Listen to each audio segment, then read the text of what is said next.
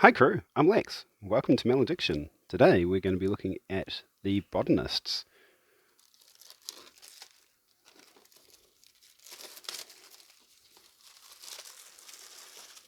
So the Botanists are one of the pre-assembled models, and this is one of the bigger sort of boxes we've had from Malifaux in I think possibly ever. It's huge.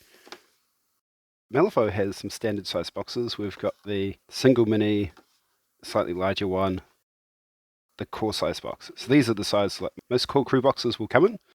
So about the size of these two put together. And then we've got this chonker, which is like twice as thick, about the size of one of those add-on ones. It's massive. So we've got all our legal junk on the bottom. Nice color art, render, more art. Oh, look, it wraps around. That's cool. And the renders of the models. Botanists are one of those really cool things where they've got pretty awesome looking models and decent stats as well. So the reason the box is so chunky is because these are pre-assembled minis, and community is pretty divided. I think mostly negative from all the posts I see, but I'm not too down on them. The stuff I've got has been pretty solid so far. Kirai from the other side looks terrible. There's some nightmares with her. But the other pre-assembled stuff, starter sets have been pretty consistent with their level of detail. They've been pretty solid.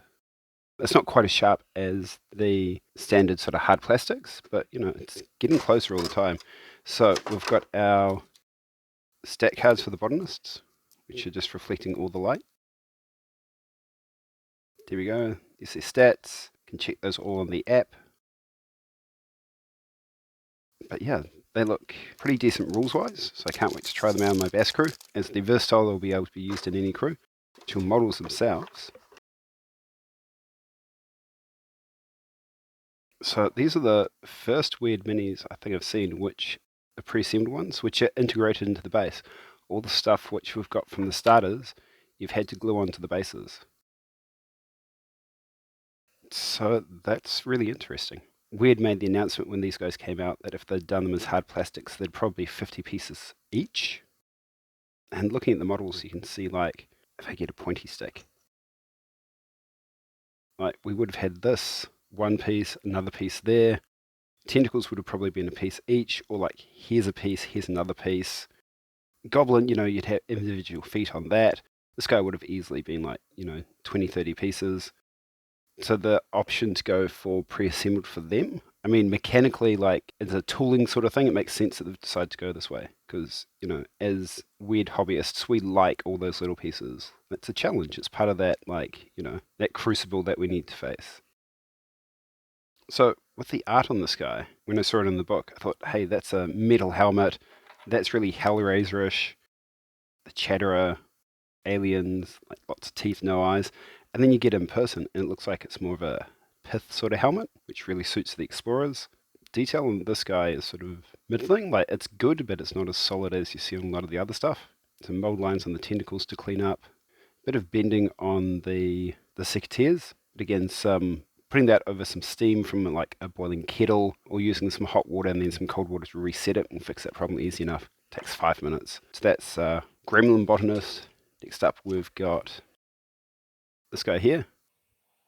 This fumigator thing, which is again a little bit bent, but steam should be able to fix that. And again, looking at this, the solid part here would have probably been in two pieces, front and back. It might have even been dissected up there. Head bit would have easily been 1, 2, 3, 4, 5, 6 pieces. This guy here, they might have been able to get away with maybe 3 or 4 pieces. Pack for the backpack, and leaves would have each been a piece. So you started seeing that piece count go up quite a bit with these guys. We've got Waldo on the bottom. Interestingly, no copyright date on this, which you'd see on a bunch of other stuff. The sprues, the runners for models, will usually have the copyright dates. So very Victorian gentleman doing gardening. I mean, when I saw this sort of sold me on the set. The gremlin and the female botanist, no, they really sold on. And there's that day sort of look. And finally, we've got the female botanist.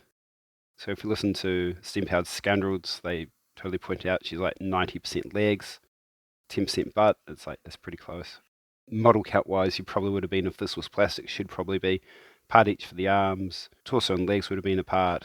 This plant would have probably been like these leaves as part, these leaves as part, the stems is another part, leaf as parts, and these parts here would have probably been 2 or 3 pieces each. So again, a little bit of mold line on the tentacles.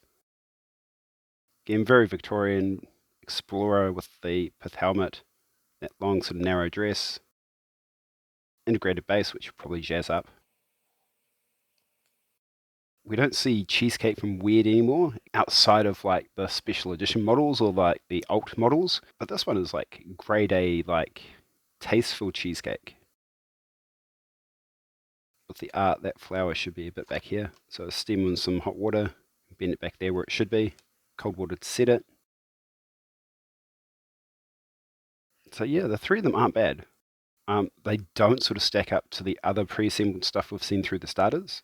The detail is good, but it's not quite as sharp as it would be through solid plastic things. But again, with the 50 pieces a kit, there's a bit of an exaggeration, but it's still pretty high like piece count if they were to do them with hard plastics.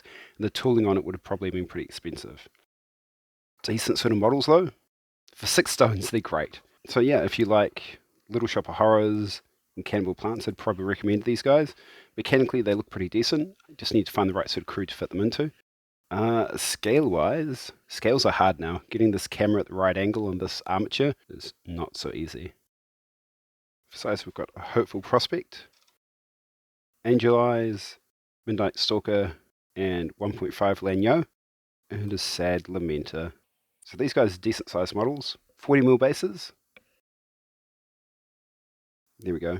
So pretty decent on the tabletop, and as they get more powerful, they grow. So I've seen some people do counters under them to stack, to indicate the size they are at the time. So yeah, not Weird's best models, but yeah, pretty decent. I'd probably give them 7 or 8, maybe a 6 or a 7. So good models, pre-assembled stuff. They're not quite as good as the starters have been, like I said. To other starters, we're looking at these guys here, and you can just see they're a little bit sharper, a little bit more popping on detail. So as you can see, the pre-assembled stuff is pretty mixed bag at the moment. Starter sets I've been like 100% down with, really good. Other side starter, Kirai's looking a bit like fugly in that, and these guys are sort of in between the two. They're decent models, but Weird has done better.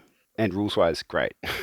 Looking at something which is just chunky, I would totally recommend them. They'll fit in with a bunch of different crews. All right, that's me, and hopefully next month we'll see the Neverborn starter come in, so I can have a bit of a chat on that.